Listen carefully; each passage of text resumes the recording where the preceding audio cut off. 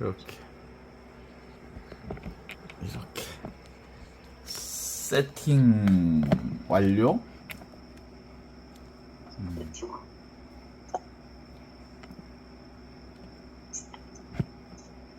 세팅 완료. 후쿠시마 오염수 반대 시위, 기습 시위, 일본 대사관 들어가서 한 대학생들 연행해 가는 거 보니까 기가 막히던데요. 건조물 진입제로 다 그냥 끌려가던데. 그 미친. 아, 아이 애국적 행동에 젊은이들이 그러니까요. 살아있다는 게, 아이고 아니요. 우리나라가 아직 안 죽었네. 젊은이들이 살아있네. 아이, 젊은이들이 근데 너무 적어. 16명밖에.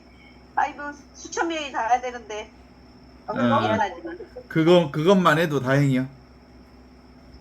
아니, 너무 적은 숫자가 사실 기성세대로서 굉장히 미안하긴 한데, 대학생들이 16명 너무 적은 숫자라서 나는 그것 좀, 함께 의기투합을 하면 좋은데. 그러니까 네. 역사의 변화를 주도하는 사람들은 어떻든 간에 젊은이들이 역사의 중심 세력이니까 그들이 움직이고 있다는 것이 중요한 거지. 근데 이제 그 움직임이 주류가 아직 못 되고 있다는 사실이 안타까울 뿐이지. 그니까요. 그게 대학생이면은 주류가 돼야 되고 그러는데, 그 16명이 물론 뭐, 숫자가 뭐, 제가 그런 말 할 저기는 안 되지만, 양쪽에 끌려가는 거 보고, 양쪽 그 경찰들이 일제시대 일본인 순사들한테 끌려가는 것처럼, 아이고.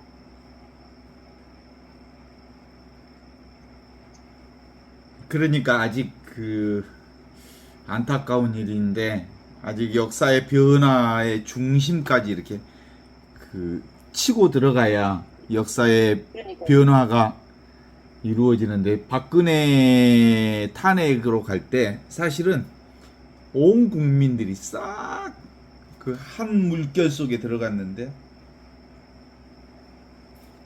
아니, 요놈 탄핵시켜야 쓰겠어. 내가 내 하느님의 이름으로 명령을 할 테니 탄핵을 좀 시켜줬으면 좋겠어.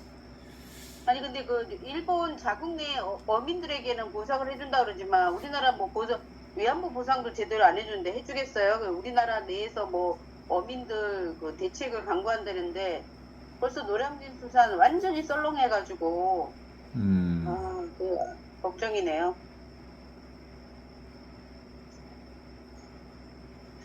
제 좋아하는 김을 먹을 수 있을까 싶어. 아이고. 그 삼중수소뿐만 아니라 삼중수소만의 문제가 아니고 세슘이나 프루토늄을 다 정제하고 가는지 그것도 사실은 알 수 없는 일이지. 그럼요. 삼중수소만 지금 내놓는 것만을 얘기하는 건 아니지. 아니, 그러니까 이제 누가 저희 검진할 수 있겠어 그 상황을. 그러니까요. 미국이 힘을 실어주고 일본이 그렇게 하는데 어떻게 우리 같은 약소민족 아니 국이 내가 볼 때는 일본이 그렇게 무대뽀로 나갈 수 있었던 것은 주변 국가인 한국이 옆에서 밀어주니까 그 힘으로 치고 간 거예요. 그럼요. 한국이 절대 반대라고 하면 이 다른 지역에서도 역시 마찬가지로 할 수 없어서 일본이 그렇게 못해. 한국이 도와줘서 지금 하는 거야, 이 새끼들. 저 일본이 뭐 아니 윤석열이가 일본 총독이야, 총독. 한국 총독. 네. 아 미친 새끼 아주. 자, 그러면은 어떻든 간에 또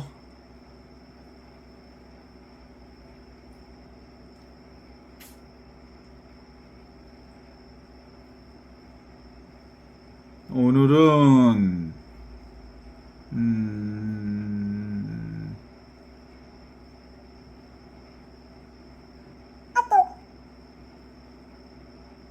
사절 5절 4절 5절 6절 7절 8절 9절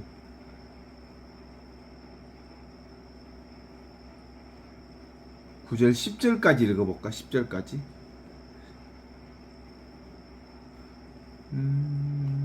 6절에서 10절 한번 읽어볼까요? 시작해볼까?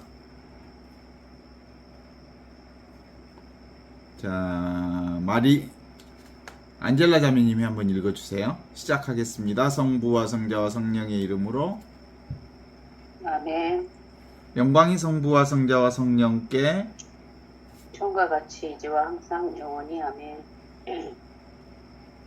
아버지께서 세상에서 뽑으시어 저에게 주신 이 사람들에게 저는 아버지의 이름을 드러냈습니다.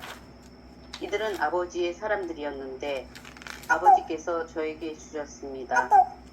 그래서 이들은 아버지의 말씀을 지켰습니다. 이제 이들은 아버지께서 저에게 주신 모든 것이 아버지에게서 왔다는 것을 알고 있습니다. 아버지께서 저에게 주신 말씀을 제가 이들에게 주고 이들은 또 그것을 받아들였기 때문입니다. 그리하여 이들은 제가 아버지에게서 나왔다는 것을 참으로 알고 아버지께서 저를 보내셨다는 것을 믿게 되었습니다. 저는 이들을 위하여 빕니다. 세상을 위해서가 아니라 아버지께서 저에게 주신 이들을 위하여 빕니다.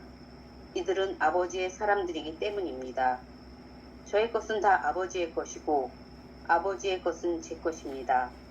이 사람들을 통하여 제가 영광스럽게 되었습니다. 네.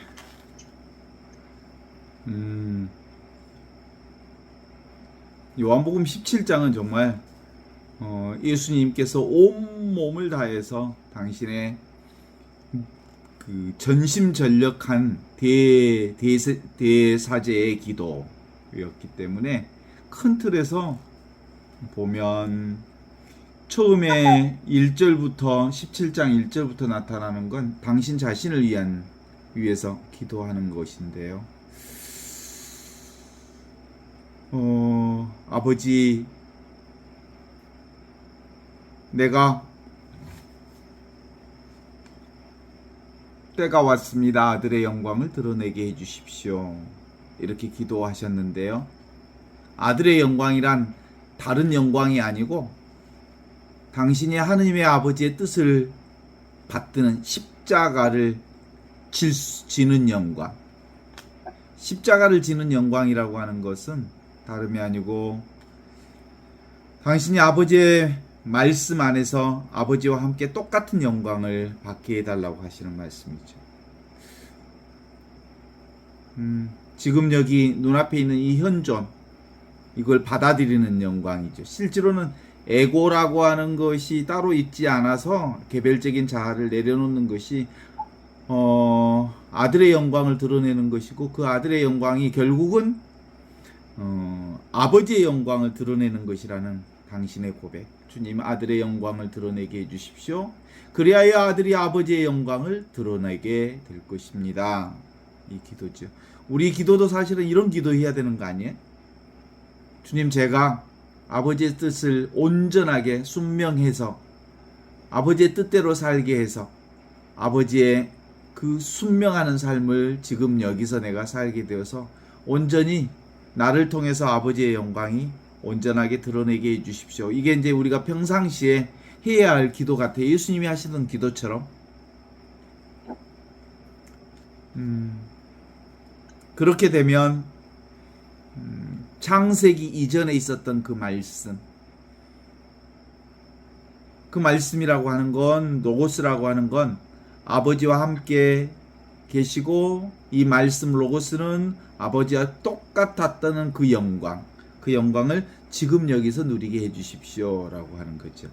지금 여기 우리가 살아야 할 이 현존, 지금 우리가 경험하는 이 현존, 이게 바로 하느님의 영광을 사는 것이고, 하느님의 영광을 드러내는 것이고, 하느님의 영광을 드러내는 유일한 장소와 상황과 조건은 지금 살아계시고 여기에 계시고 이렇게 살아계신 그분을 사는 것, 이것이 바로 십자가의 영광을 드러내는 것이라고 하는 것을 공부했습니다.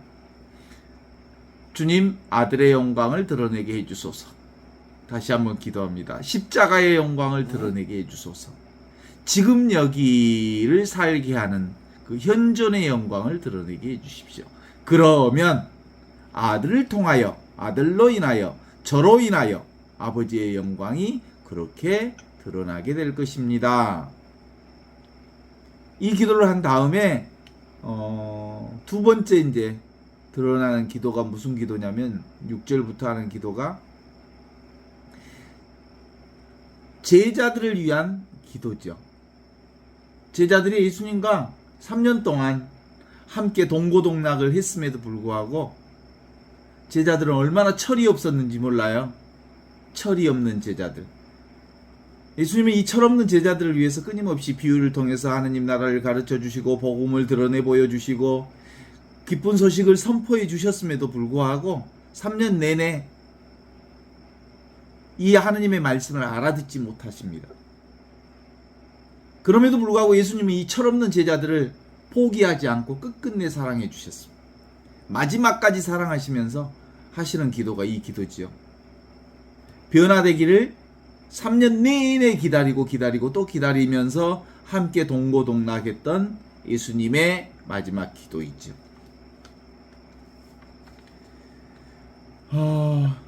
철없는 제자들에게 제자들을 사람들 중에 뽑으셨다고 말하면서 6절에 이렇게 얘기하고 있죠. 나는 아버지께서 이 세상 가운데 뽑아 내게 맡겨주신 이 사람들이 누구냐면 제자들을 얘기하는 겁니다. 이 제자들에게 아버지를 분명히 알려주었습니다. 이 사람들은 본래 아버지의 사람들이었지만 내게 맡겨주셨습니다. 이 사람들이 과연 아버지의 말씀을 잘 지켰습니다. 지금 이 사람들은 나에게 주신 모든 것이 다 아버지께로부터 왔다는 것을 알고 있습니다. 나는 나에게 주신 말씀을 이 사람들에게 전했습니다. 라고 말합니다. 진짜 철없는 제자들. 근데 그 제자들을 예수님은 어떤 방식으로 보고 계시냐면 아버지께서 내게 맡겨주신 내 사람들이 이렇게 얘기합니다. 제자들을 아버지께서 당신에게 맡겨주신 사람들이라고 그렇게 고백합니다.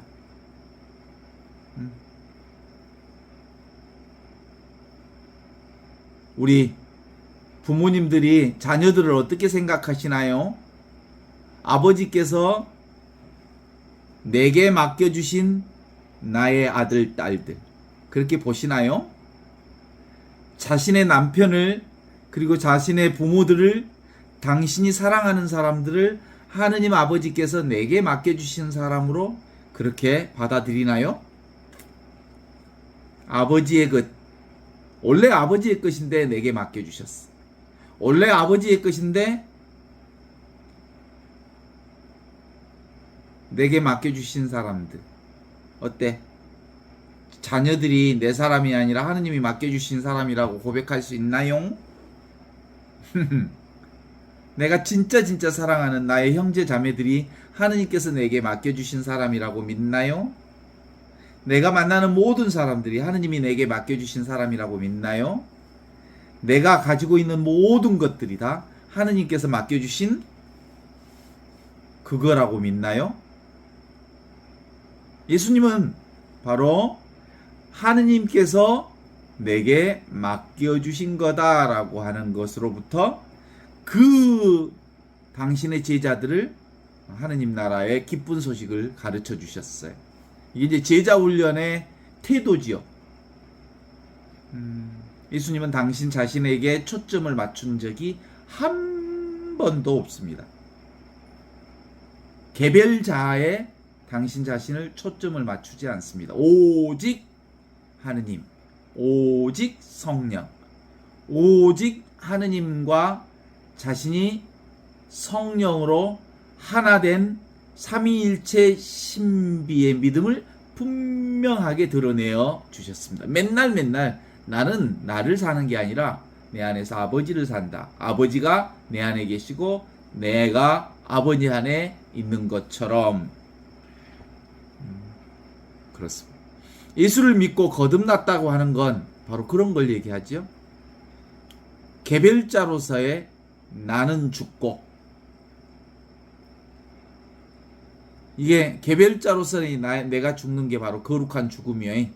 우리가 매일 밤마다 잘 때마다 기도하는 주님, 이 밤도 거룩한 죽음을 맞게 하소서라고 말하는 이 기도는 개별자로서의 내가 죽는다는 것을 온전히 경험하게 해주십시오라고 하는 거죠. 예수님을 믿는다는 건 바로 그렇습니다. 옛사람으로서의 개별자인 나는 죽고 새 사람인 부활하신 하느님의 생명으로 내가 산다는 거잖아요. 그리스도의 사람으로 다시 사는 거죠. 내가 그리스도와 함께 십자가에 못 박혀 이제 나는 내가 사는 게 아니라 내 안에 그리스도께서 사십니다.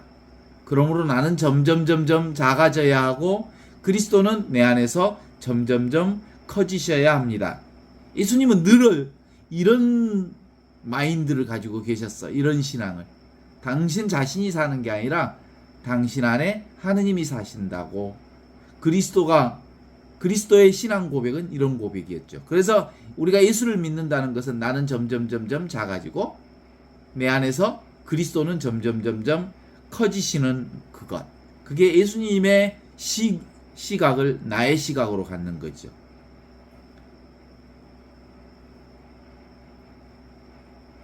예수님에게 자신을 높이는 자존심 그런 것 없어요. 예수님에게 자존심이 있다면 십자가에서 그렇게 돌아가시지 않지. 예수님에겐 자아의식이란 1도 없어. 예수님에겐 자기 철학 자체가 없어. 예수님은 오직 하느님, 전체의식, 오직 유일하신 그분 하나로 살으셨던 분이라고 볼 수 있죠. 예수님은 오직 유일한 하느님으로 살아 계셨고 예수님은 아버지 하나인 성령 안에서 하나인 삼위일체 신비를 늘 사셨고 예수님은 지금 여기 눈앞에 이것 이미 있는 하느님 나라의 구원을 지금 여기서 사셨고 그래서 늘 예수님은 지금 여기를 당신이 발 딛고 서 있는 그 자리를 하느님 나라 천국으로 여기며 사셨던 분이니까 우리 신앙 역시 예수님과 똑같이 개념이나 생각으로 사는 것이 아니라 자기 주관, 자기 생각, 자기 주장, 자기 개념, 자기 관념, 자기 허상으로 사는 게 아니라 지금 여기 살아있는 하느님의 생명을 사는 거라고 볼 수 있죠. 그래서 예수님의 신앙을 사는 사람, 우리 신앙은 바로 지금 여기 살아계신 하느님. 그래서 내가 하는 일은 모두 다 내가 하는 일이 아니라 하느님의 일을 하는 거예요. 왜냐하면 나는 지금 이 하느님의 존재로 살고 있기 때문에 내가 하는 모든 일은 다 하느님이 하는 일이요. 내가 사는 게 아니라 내 안에서 하느님이 살고 있기 때문에 내가 숨 쉬는 게 아니라 하느님을 숨 쉬고 있는 거고. 그래서 예수님은 늘 하느님의 아들로 이 세상에 오셨기 때문에 예수 그리스도를 통하여 우리는 늘 지금 여기서 하느님의 말씀인 로고스를 살고 있는 거죠. 우리가 경험하는 모든 것들은 그런 의미에서 다 눈에 보이지 않는 하느님의 영광을 눈에 보이는 모든 경험을 통해서 하고 있는 거지. 눈에 보이지 않는 하느님은 바로 당신 자신을 늘 감추시고 계시고 당신 자신은 늘 어디에서 드러나냐면 눈에 보이는 물결, 눈에 보이는 모든 세상을 통해서 당신을 드러내지만 실제로 당신의 모습은 드러나 있지 않아. 드러나 있지 않는 당신은 늘 드러나는 세상을 통해서 당신 자신을 보여주고 계시니까 우리의 핵심은 그겁니다. 늘 보이는 모든 경험들이 다 하느님을 경험하는 거고 보이는 모든 경험들이 다 나를 경험하는 것이어서 내가 무엇을 보고 듣고 느끼고 아는 그 경험들은 실상은 보이지 않는 하느님을 보고 듣고 느끼고 아는 거고 보이지 않는 나를 보고 느끼고 아는 거라고 말할 수 있죠. 진짜 실상이 뭐냐면 하느님의 말씀이고 진짜 실상은 하느님의 사랑이고 하느님의 은총이고 하느님의 자비죠. 그러니까 우리가 경험하는 모든 것들은 다 뭘 경험하는 거냐면 하느님의 자비를 경험하는 거지. 그렇지 않습니까? 하느님의 자비가 없이, 하느님의 사랑이 없이, 하느님 없이, 오고 가지 않는 이 하느님 없이 어떻게 오고 가는 온갖 세상의 모든 물결들을, 세상의 온갖 경험들을, 우주 만물의 경험들을 할 수가 있겠어요? 예수에게서 배우는 것은 늘 세상 모든 것을 이렇게 보았단 말이에요. 제자들은 말씀에서 받은 것, 보이지 않는 하느님을 늘 말씀을 통해서 우리에게 당신의 영광을 본 것처럼 이 세상의 모든 것들을 통해서 보이지 않는 하느님의 말씀, 로고스를 경험하는 거죠. 내가 경험하는 모든 것들에게서 진리가, 말씀이, 사랑이 자연스럽게 흐르게 하라. 경험하게 하라. 라는 거지. 세상 모든 보이는 것들, 세상 모든 만나는 사람들, 세상에서 만나는 모든 나의 감정들, 내 생각들 안에서 하느님의 영광을 보게 된다는 거죠. 저희는 다 하느님 아버지의 것입니다. 부모님도 하느님 아버지 것이고, 자식들도 하느님 아버지께서 보내주신 거고, 돈도 하느님 아버지께서 보내주신 거고, 지식도 명예도 내가 가지고 있는 온갖 것도 하느님 아버지께서 우리에게 보내주신 것이죠. 그래서 아버지께서 받은 것을 다시 아버지께로 되돌려 주는 것, 이거야말로 최고의 영광이거든요. 그래서 늘 주님께로부터 받은 것 주님께로 다시 돌려가시니 하느님 감사합니다. 이렇게 기도할 수 있게 되는 거죠. 8절에 보면 이렇게 나옵니다. 나는 나에게 주신 말씀을 이 사람들에게 전했습니다. 이 사람들은 그 말씀을 받아들였고 내가 아버지께로부터 온 것을 참으로 깨달았으며 아버지께서 나를 보내신 것을 믿었습니다. 바로 제자들에게 하는 기도입니다. 내가 바로 이 제자들을 위해서 간구합니다. 기도합니다. 세상을 위해서 간구하는 게 아니라 아버지께서 내게 맡겨주신 나의 제자들, 이 사람들을 위하여 간구합니다. 이 사람들은 아버지의 사람들입니다. 나의 것은 다 아버지의 것이며 아버지의 것은 다 내 것입니다. 그래서 이 사람들로 말미암아 내 영광이 나타났습니다. 내가 다 사랑하는 것은, 인간적으로 내가 사랑한다고 말하는 것은 실제로는 아버지 거라고 말하는 게 아니고 인간의 집착이지. 내 거라는 집착에서부터 나오는 거지. 대부분의 사람들은 자기 에고 중심으로 사랑해요. 자기 에고 중심의 사랑이어서 내 것은 내 거야. 다 내 에고가 하는 소리지. 진짜 참된 내가 얘기하는 것은 내 것은 다 아버지께로부터 온 것입니다.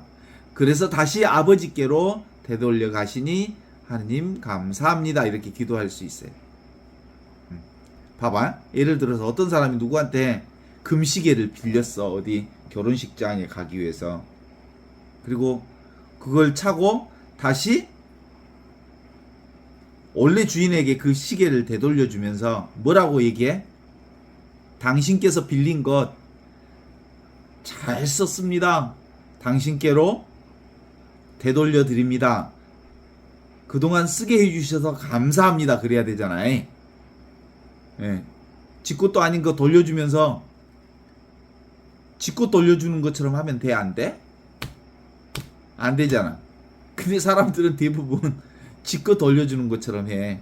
내가 가진 나의 재물과 나의 재능과 나의 능력을 내 것인 양 생각하면서 인심 쓰듯이 한다고. 그죠? 하느님으로부터 받은 것 다시 하느님께 되돌려 주는 마음. 그래서 그렇게 봉헌하는 게 좋아해. 시간에 교회 안에서도 그렇고 세상 안에서도 그렇고. 세상의 모든 문제는 내 것을 누군가에게 준다고 생각할 때 나타나는 것들이 다 병폐로 그래서 가난한 사람을 도와줄 때 뭐해? 아래 것들 뭐 하나 던져두시 준다고? 응? 우리가 노숙자 사모 갈 때 불쌍한 사람들 뭐 도와주듯이 한다고? 그거 아니야. 그 사람들에게 돌려주는 것, 원래 그 사람들 것을 그 사람들에게 주는 거야. 그죠? 그래서 이제 그 사람들이 감사합니다라고 하는 거, 원래 저에게 감사할 필요가 없습니다. 원래 하느님 것을 돌려주시니 저에게 감사하지 마시고 하느님께 감사하십시오. 이렇게 말하는 게 옳은 말이지. 그래서 실제로 오늘 이 복음도 계속해서 하는 얘기가 십자가는 뭐예요? 아들의 영광을 드러내 주십시오. 때가 왔습니다. 그 아들의 영광은 근본적으로 있는 그대로를 내가 수용하고 받아들이는 것. 십자가를 수용하고 받아들이는 것. 특별히 이 기도는 예수님께서 이제 십자가를 지기 전에 하셨던 기도이기 때문에 내가 정말로 당신께서 내게 허락해 주신 이 십자가를 온전하게 지는 것, 그것이 바로 당신의 영광을, 아들의 영광을 드러내는 것입니다. 이 아들은 바로 이 십자가를 통해서 아버지의 영광을 온전하게 드러내게 될 것입니다 라는 고백이 있죠. 이제 인간적으로는 십자가가 어떻게 영광이 될 수 있어요? 충격이고 혼란이고 정말 받을 수 없는, 이해할 수 없는 사건이지만 이 이해할 수 없는 내게 주어진 모든 것들을 받아들이는 것, 운명처럼 그걸 수용하는 것, 그것이 바로 하느님의 사랑을 받아들이는 것이어서 그거야말로 온전한 아버지의 영광을 드러내는 것이다. 그렇지. 십자가의 예수님은 바로 십자가를 통해서 당신의 영광을 온전하게 드러내면서 나는 그러므로 예수 안에, 그것을 믿는 우리는 역시 예수님 안에 하나가 될 것입니다. 내가 예수님 안에 있고 예수님이 내 안에 있다는 것은 나와 예수님이 둘이 아니라는 고백 안에 그런 게 되어 있습니다. 예수님이 나는 하느님 아버지와 둘이 아닌 아버지 안에 내가 있고 내 안에 아버지 있는 것처럼 우리가 예수 그리스도를 온전히 믿으면 우리 역시 예수님 안에 있고 예수님이 우리 안에 계시는 거죠. 예수의 십자가가 바로 그런 얘기이죠. 예수님은 십자가 지기 전에 마지막 기도를 하십니다. 제가 이 십자가를 받아야 된다면 받겠습니다. 그러나 인간적으로는 정말 피하고 싶은 것입니다. 그렇지만 내 뜻대로 하지 마시고 당신 뜻대로 하소서라고 하는 이 기도문에 결국은 십자가를 받아들이는 아들의 영광이 드러났고 예수 그리스도를 통해서 온전하게 십자가를 지는 그것을 통해서 하느님의 영광이 온전하게 드러나는 것을 알 수 있습니다. 우리도 이렇게 기도합니다.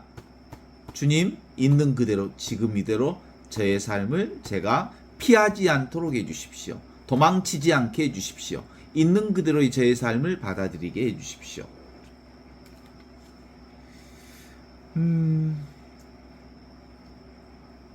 아버지는 아버지 아들에게 모든 다스릴 고난을 다 주셨습니다. 아들은 또한 아버지께서 주신 그 모든 고난을 지금 여기서 온전하게 경험하게 해주십시오. 우리가 아버지의 영광을 경험하는 유일한 장소는 지금이고 여기이고 지금 이 현존을 사는 것, 그것이 아버지의 영광을 사는 최고의 숙명이라고 말할 수 있습니다. 아들의 영광은 늘 있는 그대로 지금 이대로를 받아들이는 것을 통해서 아버지의 영광이 드러난다는 것이죠. 언어철학자 비트겐슈타인이 얘기한 것처럼 인간의 한계는 언어의 한계와 같다 그랬어요. 그렇죠. 그래서 언어도단, 인간의 언어가 끊어지는 그 자리에 바로 하느님의 영광이 온전히 드러나는 자리라고 말할 수 있습니다. 그 자리가 무슨 자리냐면 한처음 말씀이 계신 자리. 이 말씀이 하느님과 함께 계셨고 하느님과 온전히 하나인 그 자리. 그 원래부터 있던 하느님의 영광 자리를 지금 여기서 우리가 누리게 해주십시오. 본유 원래부터 있던 그 말씀이 지금 눈앞에 있는 이 말씀 자리로 우리가 경험하게 해주십시오 라는 기도가 우리의 온전한 기도가 될 수 있기를 바라는 거지. 그래서 우리가 핵심적으로 알아야 할 중요한 포인트는 한처음 천지가 창조되기 전부터 계셨던 그 말씀. 천지가 창조되기 전부터 계셨던 그 말씀. 그러니까 천지 창조는 언제 일어났느냐 하면 천지 창조 언제 일어나요? 지금 일어나는 게 천지 창조예요. 바로 지금 한 생각이 일어나는 순간, 그게 바로 천지 창조예요. 내가 분별하는 순간 천지 창조가 일어나는 거예요. 내가 인식하는 순간, 내가 자각하는 순간, 내가 경험하는 순간, 그게 천지 창조의 경험이죠. 지금으로부터 수십억 년, 수백억 년, 수천 년 전 과거의 시간이 아니라 바로 지금 이렇게 수십억, 수백억, 수천 년의 과거를 생각하는 이 순간, 이 시간이 바로 천지창조 그 순간이라는 것을 우리가 알아차릴 수 있죠. 그러니까 맨날 우리는 나를 통해서 창조의 경험을 하고 사는 거예요. 매 순간 나의 창조에 의해서 세상이 창조되고 나의 창조에 의해서 세상을 경험하게 되는 거죠. 어때요, 보통? 내가 세상을 아름답다라는 생각으로 세상을 얼마든지 창조할 수 있죠. 세상은 더러운 놈들만 있다라는 생각으로 세상을 창조할 수 있죠. 모든 것이 바로 지금 이 순간 일으키는 한 생각을 떠나서 있을 수 없습니다. 다시 말해서 생각이 일어나는 순간이 바로 천지창조의 순간이라는 것을 확인합니다. 그렇다면 한처음 태초 천지창조 이전부터 있었던 말씀은 바로 한 생각이 일어나기 이전을 뜻하는 것입니다. 그렇지만 바로 지금 이렇게 생각하는 것이 이미 천지창조 이후이죠. 생각이 일어나면 이미 천지창조가 일어난 이후의 얘기란 말이에요. 그래서 생각은 천지창조 곧 분리, 에고의 분리를 얘기하는 거죠. 그래서 생각 이전의 모든 상대적 분별 이전, 곧 절대 하느님이 말씀이 바로 하느님과 함께 계셨고 그것이 바로 하느님으로 계셨습니다. 모든 것이 바로 이 말씀으로부터 창조되었다고 볼 수 있습니다. 한처음, 태초, 천지창조 이전, 생각, 감정이 일어나기 이전에 있었던 그 말씀, 그게 우리가 지금 경험하는 이 경험이요. 생각으로는 도무지 이해할 수 없는 지금 이 순간. 그것을 내가 입을 열기도 전에 하느님은 네가 무슨 생각을 하시는지 다 알고 계신다라고 하는 그 지점, 그 자리가 바로 하느님, 살아계신 하느님이 함께 계시는 자리죠. 그 자리에서 모든 게 창조된다니까. 없는 자리, 우리 인간의 생각 이전 자리로부터 온갖 것들이 다 창조됐죠. 이 한 말씀, 이 한마디 소식은 사람의 입을 통해 나오는 말이 아닙니다. 이것이 바로 하느님의 말씀 로고스입니다. 그것은 생명이요 빛입니다. 바로 지금 여기 이 순간 우리 자신과 모든 것을 살려내고 있고 모든 것을 비추고 있고 모든 것을 인식하고 있고 모든 것을 경험하고 있고 모든 것을 자각하고 있는 그것이 하느님이면서 동시에 나인 거죠. 나와 하느님은 그런 점에서 둘이 아닌 성령 안에서 하나인 이 경험을 하고 있죠. 이 경험이 바로 예수님께서 늘 그렇게 기도하셨던 주님, 이 사람들이 모두 다 하나가 되게 해주십시오라는 그 기도, 하느님의 말씀으로 사는 사람이 되게 해주십시오라는 기도지요. 한 생각 일으키는 그때, 창조 이전의 순간, 생각 이전의 순간에 이르기 위해서는 어떤 것도 창조하고 생각하지 말아야 합니다. 그래서 실제로는 아주 자연스럽게 드러나는 것은 좋은 것, 좋은 생각, 나쁜 것, 나쁜 생각도 따로 할 필요가 없습니다.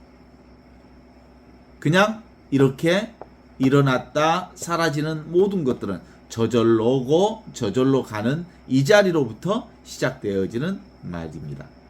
안다는 생각도 하지 말고 모른다는 생각도 하지 말고 움직이지도 말고 머무르지도 말고 가지도 말고 오지도 말고 어떤 것도 취하지도 말고 어떤 것도 버리지 않는다면 무엇도 아니고 무엇 하지 않는 것도 아닌 그냥 있는 그대로의 존재로부터 모든 것이 시작됩니다. 아무것도 아니면서 모든 것을 시작하는 그 자리, 그게 바로 로고스의 자리입니다.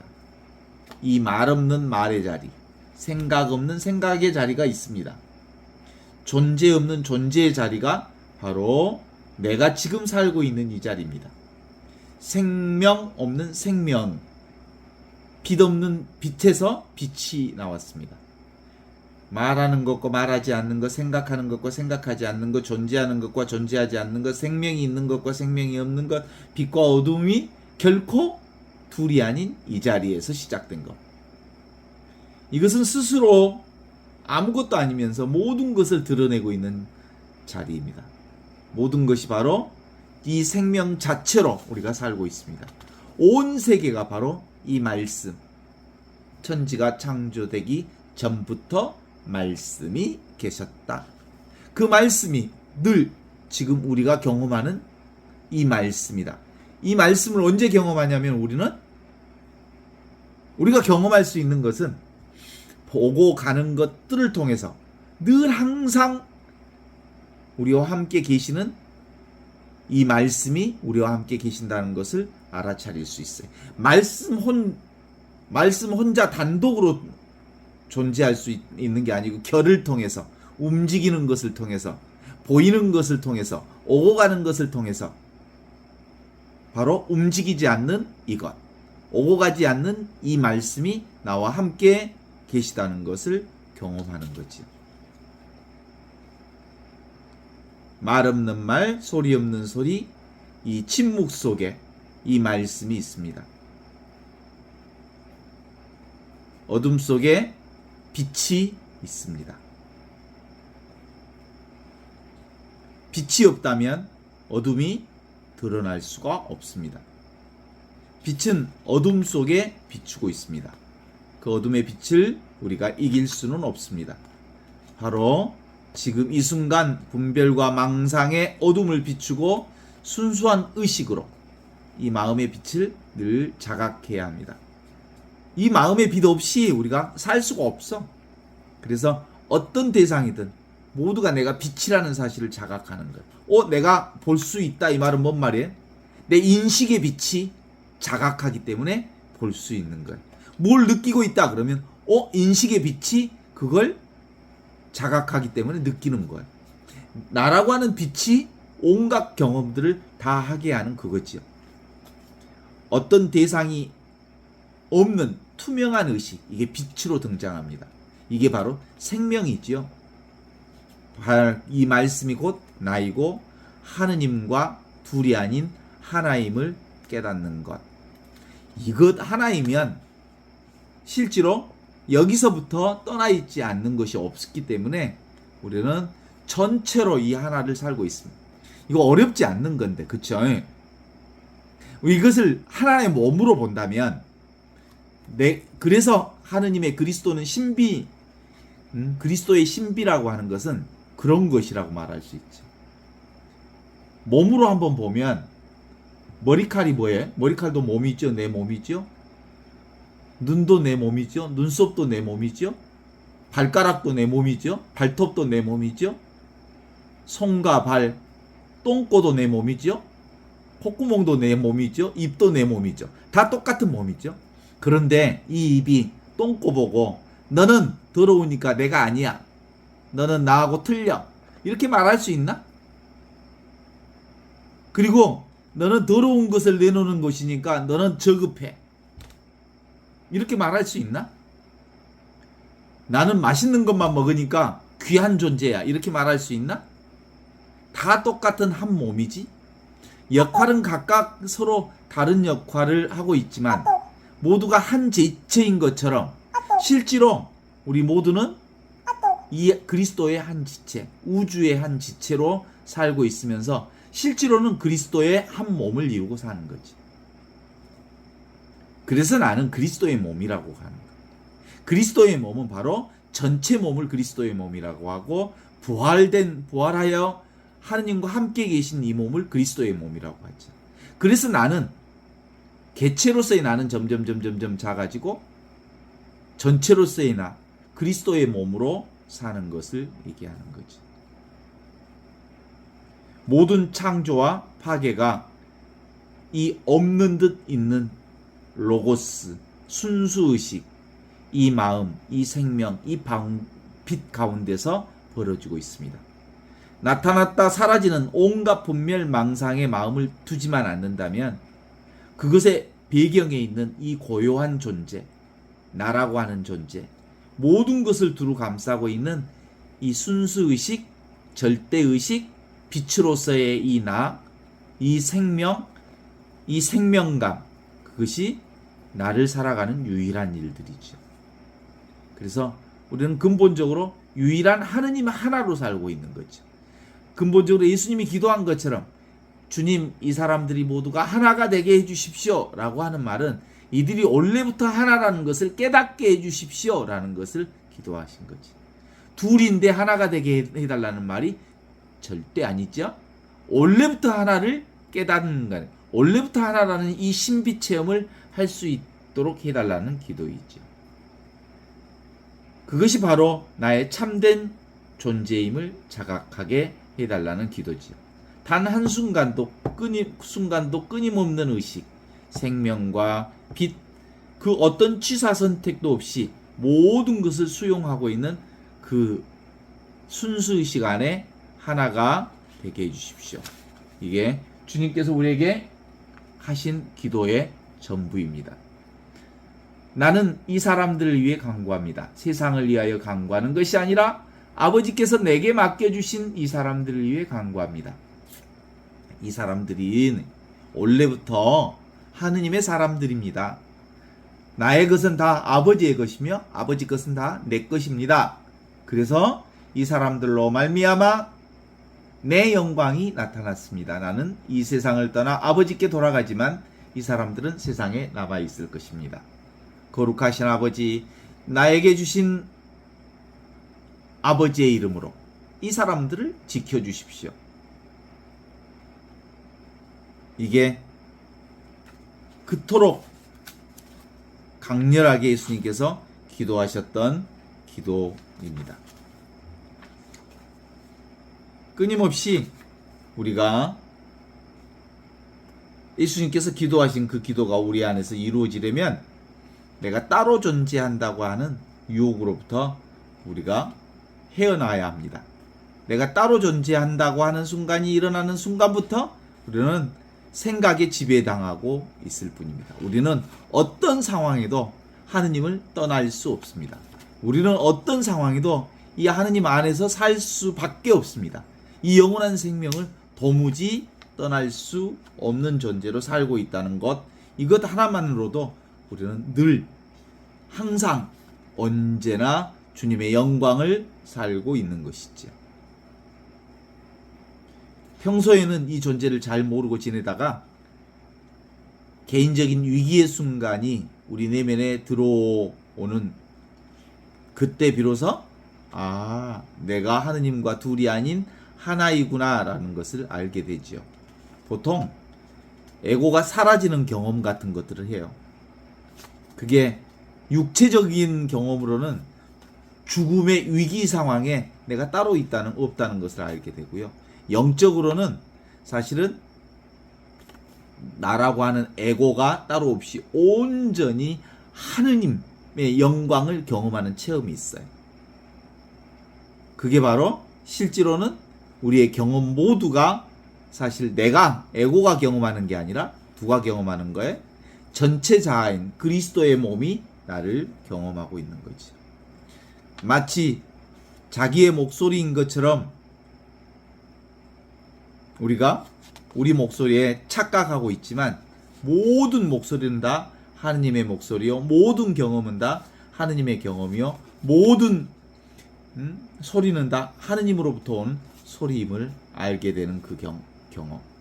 그게 진리를 경험하는 것이죠. 그래서 가난한 사람은 행복하다, 하느님 나라가 그들의 것이다 라고 말할 때 자기 자신의 것이 도무지 없는 사람들, 그들은 하느님의 것으로 사는 놀라운 하느님의 영광을 체험할 수 있게 됩니다. 그래서 그리스도인들이 갖추어야 할 가장 척제가는 덕목으로 꼽히는 게 바로 무슨 덕목이라고 하죠? 청빈, 맑은 가난. 모든 것은 다 지나가고 내 것이라고 하는 것은 도무지 존재하지 않는다. 무상함을 온전하게 고백하고 내가 지금 사용하고 경험하는 모든 것은 하느님께서 내게 맡겨주신 것이다 라고 하는 청빈에 대한 경험이죠. 이 무상성을 확보해야 비로소 우리가 있는 그대로를 살아갈 수 있게 되고 지금 이 순간을 온전하게 살아갈 수 있는 은혜를 받게 되죠. 그런 까닭에 진정한 청빈, 참된 무소유는 모든 물질적, 정신적 대상의 본질이 텅 비어 있음을 통찰하는 것으로부터 비롯된다라고 말할 수 있습니다. 소유할 사람도, 소유할 대상도, 소유할 사실이 모두 다 헛된 것임을 사무쳐 알아야만 비로소 예수님께서 말하는 가난한 사람은 행복하다, 하느님 나라가 그들의 것이다 라고 하는 그분의 복음 말씀을 깨달을 수 있게 되는 것이죠. 세상 사람들은 늘 욕망의 노예로 살아갑니다. 욕망의 주체인 에고, 자신과 그 욕망하는 대상이 모두 꿈같이 허망한 것이라는 것을 알아차리지 못하고 그걸 붙들고 그걸 잡으려고 했습니다. 사실상 없는 것인데 말이죠. 그래서 하느님 나라 영원한 하느님의 자유와 평화는 지금 여기 이 순간 찰나찰나 그게 바로 하느님과 둘이 아닌 이 하나를 사는 이것이죠. 그때 비로소 우리는 온전히 하느님의 아들로 살게 되는 겁니다. 하느님 나라는 어떤 것을 얻는 것을 통해서 하느님 나라를 경험하는 게 아니라 세속적인 것을 완전히 포기하는 데서부터 이루어지는 것입니다. 지금 감각적인 대상, 오고 가는 것들로 부유하고 만족하고 웃고 칭찬받고 지내지만 그것들은 모두 다 언젠가 왔다 사라질 허망하게 무너질 것이라는 것을 그 진실을 분명하게 알아차려야 비로소 오늘 내가 아버지의 것으로 아버지의 영광을 드러내는 삶을 살 수 있게 되는 것이죠. 우리가 세상에 올 때 얻은 것은 우리가 세상을 떠날 때 모두 다 우리 곁을 떠나게 되지요. 결코 얻지 않는 것만 우리를 떠나지 않을 것입니다. 얻지 않는 게 뭐냐면 천지창조 이전부터 있었던 이 하느님의 생명은 우리가 얻지 않았기 때문에 원래부터 있는 생명이기 때문에 떠나지도 않습니다. 결코 생겨나지 않는 것만 사라지지 않을 것이기 때문입니다. 그야말로 우리의 진정한 생명은 지금 여기 눈앞에 이것 본유 금유 원래부터 있던 그것이죠. 바로 지금 이 순간 모든 부분을 감싸고 있는 전체성, 신성이 자신을 온전하게 드러내고 있습니다. 살아계신 하느님이 어디 계시나요? 지금 여기 계시지. 딴 데 가서 찾을 수가 없지요. 그래서 비로소 아주 작은 소리에도, 작은 물결에도, 작은 미소한 것에도 그 모든 것이 누구를 가리키는 말이냐면 하느님을 가리키는 소리들이지요. 오늘 여기까지 하겠습니다.